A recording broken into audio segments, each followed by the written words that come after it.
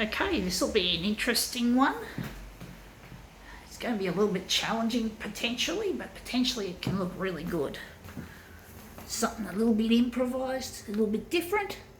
We don't normally use these very often, so we're going to make this one look really interesting.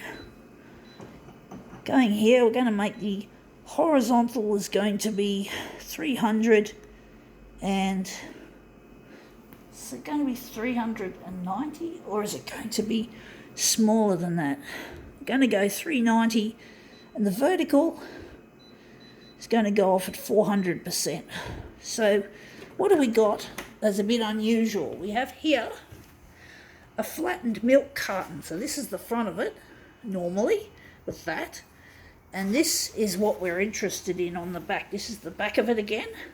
We're interested in this printer's colour swatch. We're going to try and make this into a work of art, folks. So we're just going to line it up, and we're going to enlarge it, and we're going to make some movement out of it. So it's not going to be easy putting it down because of the lid on there. Nose is a bit snotty. Sorry.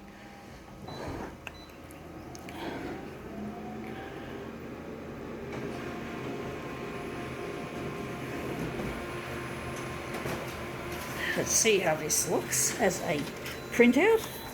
Anyway, we got all the colour swatches into there.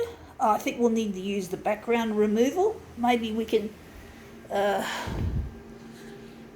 just switch on the background removal and get rid of some of that discoloration to make it look a bit better to use as a master copy. I don't know how this will turn out as a work of art, but we're going to soon find out. Yeah, that looks a bit better in some ways, but we've lost a lot of the colours. You've got to be careful using that background removal that you don't overdo it. You can see the difference. You can see that's darker and that's lighter, but we've lost the yellow. So we've lost the yellow. This is the first take, and this is the second take. So you just make a comparison. We're going to have to minimise our background removal, make it a bit less powerful. We're going to make it just there. We're going to use a little bit. So we don't want to wipe out the yellow, especially wiping out the yellow. It's hard enough to see.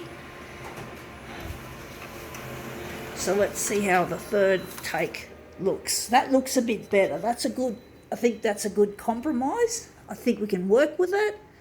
We're going to make some interesting stuff. Copied paper. We're going to take that out. We're going to now go at 300 by 300. I don't know how it's going to look. Anyway, this is going back in the recycle bin, so that's going there. And we're going to just take these swatches and slide them around. I'm wondering if I really need that much enlargement. We're going to leave it on that for some reason. We're going to use this, try to focus on this end of the job. So we're going to just focus on that end. We're going to make it into something interesting through movement. I think we're going to get rid of the background removal now. No, we're not going dark. We're going to leave it a little bit. Just a little bit. I've got a feeling this is going to look shit. I could be wrong.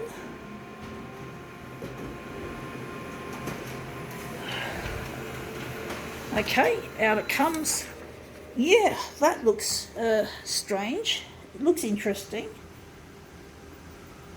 Wondering if we're going to use it or going to do something else. Movement is difficult to control, folks.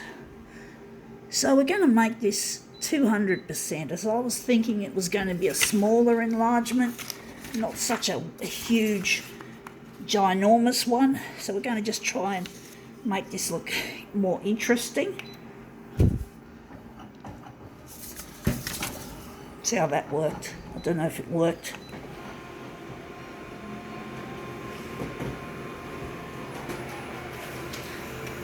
Okay, out it comes. Yeah, we got an interesting piece. Wondering if we're going to use it or we're going to do something better than that. This is going to be a difficult demo, folks. I'm actually thinking we're going to put it on there so we get more of the image. We probably don't just want the swatches, or especially these ones at this end. We want perhaps more of the image to make it more interesting.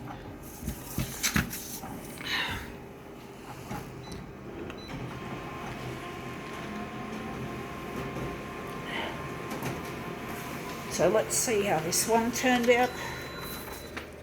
Yeah, that looks really quite interesting. Wondering if we're going to use it or not. This is so hard, folks. It's so difficult trying to get a decent image out of a movement. Trying to make a movement piece that actually works, that actually looks good, instead of just being a mere experiment.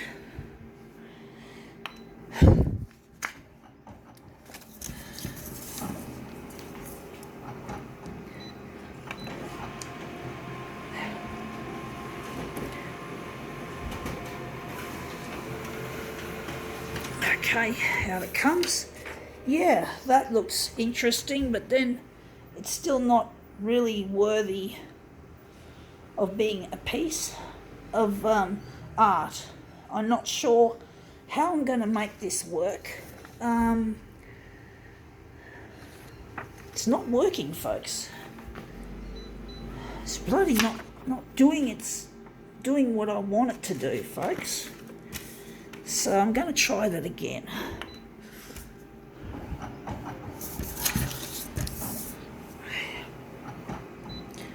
It's like trying to catch a wave. You know, you go surfing and you're always waiting for that perfect fucking wave. If you're a surfer, you understand this better than even I would. So, you know, you're looking for a perfect fucking wave and you just keep getting all this shit. This whatever. Anyway, I think that should be a good one. Wondering now, we're going to put this on 100%. But basically, yeah, it's like catching a fucking wave. You're waiting for the ideal wave that's going to give you that wonderful ride. And I forgot to even set these controls properly. Fuck, I've done a bad job. No wonder there's so much fucking background. Sucks. Sucks, I forgot to set these controls. I'm normally highly methodical with setting up my controls. Yeah, I rarely forget. This is probably one of the first times I've forgotten in who knows how many years since I've been doing it. So I've been using these fucking inferior standard controls, but they didn't work out too badly, considering what they are. Maybe I do faff around too much with the fine adjustments, but normally that's just what I do, folks. I don't know why I forgot this time.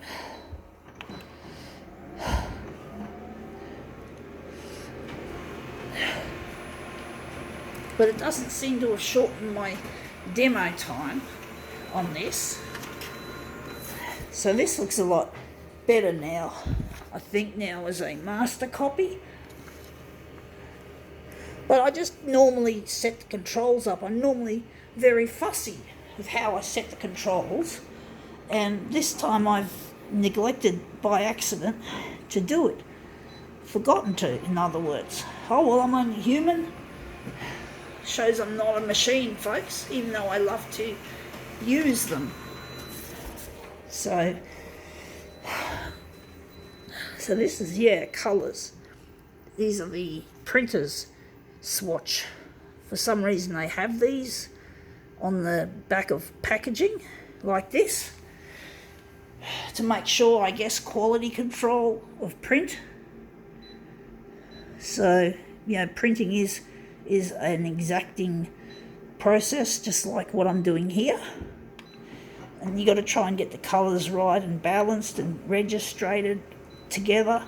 So they have these printer swatches to show I don't know how it exactly works, but anyway, they use them. Let's see how we go with these. I just thought they'd be an interesting thing to play with. I've actually photocopied milk cartons before on a couple of occasions, so I didn't want to do the same kind of shit.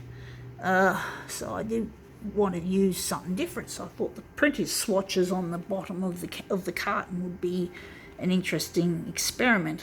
So anyway, that looks really bold. I think now we can call this prolongated demo quits.